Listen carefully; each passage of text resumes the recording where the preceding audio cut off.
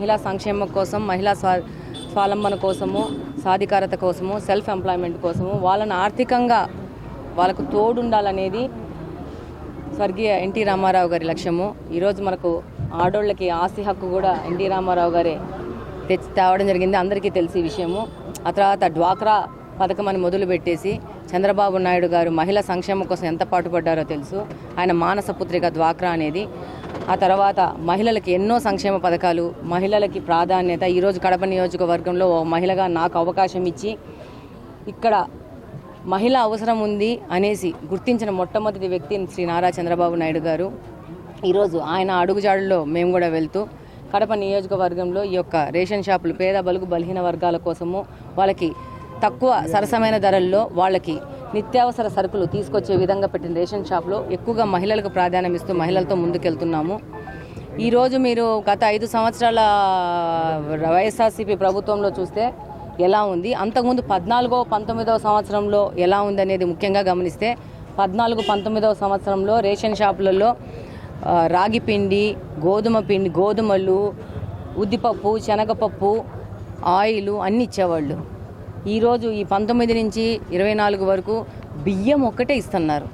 ముఖ్యంగా గమనించాల్సిందంటే ఈ బియ్యం కూడా ప్రధానమంత్రి దగ్గర నుంచి సెంట్రల్ గవర్నమెంట్ నుంచి వచ్చే 5 కిలోల పర్సన్కి వచ్చే బియ్యాన్ని వీళ్ళు జగన్మోహన్ రెడ్డి తన బొమ్మ వేసుకొని ఈయనేదో ఆయన ఇంట్లో సొమ్ము తీసుకొచ్చేసి జనాలకు ఇస్తున్నట్టు ఒక రకమైన ఒక అపోహ క్రియేట్ చేస్తూ బండ్లో పెట్టి బండ్లలో బొమ్మలు వేసేసుకొని జగన్మోహన్ రెడ్డి గారే తన ఇంట్లో పండించేసి బియ్యం ఇచ్చినట్టు చేసినారు. ప్రజలు ఇదంతా గమనించినారు కాబట్టి ఈరోజు 24వ సంవత్సరంలో ఒక చారిత్రకమైన రిజల్ట్ ఆంధ్రప్రదేశ్లో ఇవ్వడం జరిగింది. భారతదేశంలో ఎక్కడే జరగలేదు.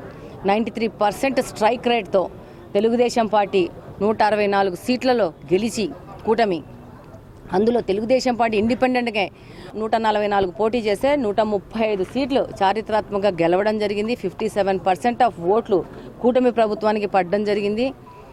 ఇది అంతా 5 సంవత్సరాల్లో జగన్మోహన్ రెడ్డి గారు చేసిన లేకుండా, ఏ విధమైన అవగాహన లేకుండా ఇల్లాజికల్గా పరిపాలనకు ఇచ్చిన ఫలితం.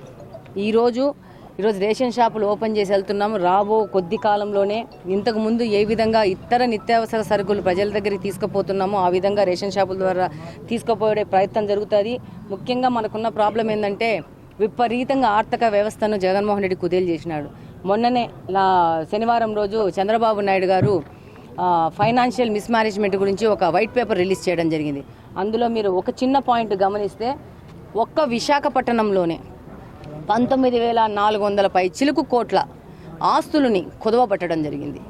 దాంట్లో రైతు బజార్లు, పోలీస్ క్వార్టర్స్, జెడ్పీ భూములు, సెరికల్చర్ భూములు, వెటనరీ భూములు దాదాపు దగ్గర 19,000 చిల్లర అంటే 20,000 కోట్ల ప్రజాధనాన్ని, ప్రజల ఆస్తుల్ని కుదవపెట్టి ఆ యొక్క డబ్బుతోనూ డైవర్ట్ చేసి గందరగోళం చేశారు. ఇప్పుడు ఈ ఆస్తులన్నీ బ్యాంకుల ఆధీనంలో ఉన్నాయి. దాని మీద దాదాపు లోపల మాట్లాడుకునే మాట ఏంటంటే 40,000 కోట్ల ప్రజల ఆస్తులను, ప్రభుత్వ ఆస్తులను కబ్జా చేసినారు. అందుకే ఆయన వైజాగ్ని నేను క్యాపిటల్ చేస్తానంటూ ఆయన కబ్జా ఆస్తులు ఎక్కువ ఉన్నాయి కాబట్టి పొద్దునూకులు వైజాగ్ క్యాపిటల్ అని చెప్పేసి ప్రభుత్వ ధనంతో రిషికొండ దగ్గర 500 కోట్ల పైచిలకు ప్యాలెస్ కట్టుకొని నేనే కంప్లీట్గా ఆంధ్రప్రదేశ్కి నీ రాజులాగా చలామణి పోతానని చెప్పి రాజరిక వ్యవస్థ పోయి చాలా రోజులైంది. కానీ జగన్మోహన్ రెడ్డి ఒంట్లో రాజరిక వ్యవస్థ పోయిందని ఆయనకు ఆలోచన లేదు. ఇంతకంటే అధ్వాన్నమైన మనిషిని రాష్ట్రం మళ్ళా చూడదు. ఎంతో కొంతమంది ఆయనకు ఓట్లు వేసిన వాళ్ళు కూడా ఈ యొక్క ఫ్యాక్ట్స్ అన్ని బయటకు వస్తుంటే రియలైజ్ అవ్వాల్సిన అవసరం ఉంది. రాష్ట్రాన్ని కుదేలు చేసినారు. దీన్ని ఇప్పుడు బయటికి తీసుకురావడానికి చంద్రబాబు నాయుడు గారు చాలా పరిశ్రమల నుంచి పెట్టుబడులు తీసుకొని వస్తూ ఉంటే ఇక్కడేదో గొడవలు జరిగిపోతున్నాయి, ఇక్కడేదో అశాంతి ఉంది, లా అండ్ ఆర్డర్ ప్రాబ్లమ్స్ ఉన్నాయని చెప్పి మనం పోయి జంతర్ మంతర్లో పోయి ధర్నా చేసినాడు. ఇది కూడా ఈరోజు కూడా జగన్మోహన్ రెడ్డి ఆంధ్రప్రదేశ్కి వ్యతిరేకంగా పనిచేస్తున్నాడని నేను చెప్తాను. ఎందుకంటే ఇక్కడ ఒక అశాంతి ఉందని చెప్పి బయట నుంచి పెట్టుబడులు పెట్టుకున్న వ్యక్తులకు ఒక అపోహ క్రియేట్ చేయడానికి, ఒక ఆంధ్రప్రదేశ్ మీద ఒక చిన్న చూపు చూపించడానికి పోయి ధర్నాలు చేస్తున్నాడు ఈయన.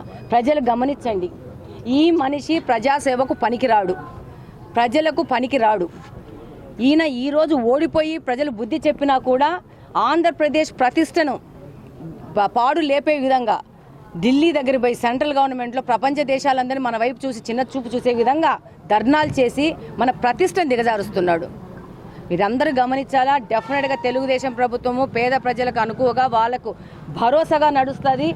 అంతకుముందు 14 నుంచి 19 వరకు ఏ విధంగా రేషన్ షాపులలో వచ్చేటో ఆ విధంగా ప్రయత్నం చేసి మళ్ళీ ఆర్థిక వనరులకు సమకూర్చుకొని ప్రజల దగ్గరికి వెళ్ళి ప్రజలకు వాళ్ళకు ఉన్న